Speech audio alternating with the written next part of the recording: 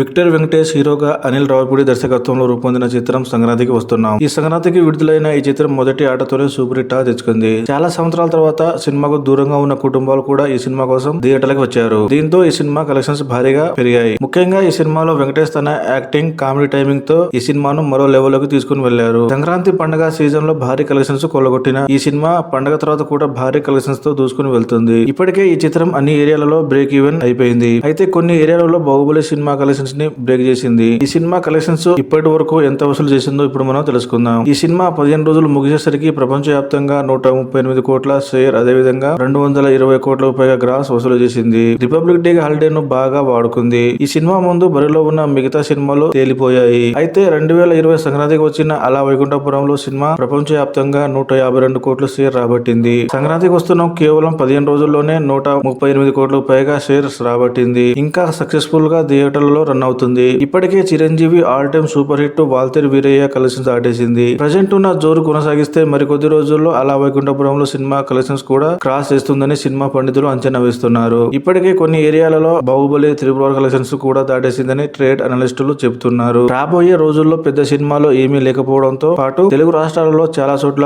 ఇంకా మంచి కలెక్షన్స్ రాబడుతుంది. దీంతో ఈ సినిమా కలెక్షన్స్ మరింత పెరిగే అవకాశం ఉంది. ఇంకా చిత్ర యూనిట్ ప్రమోషన్ కార్యక్రమాలు కొనసాగిస్తుంది. మొన్న భీమవరంలో సక్సెస్ ఈవెంట్ సూపర్ క్లిక్ అవ్వడంతో ఈసారి తెలంగాణలో సక్సెస్ ఈవెంట్ నిర్వహించే అవకాశం ఉన్నట్టు తెలుస్తుంది.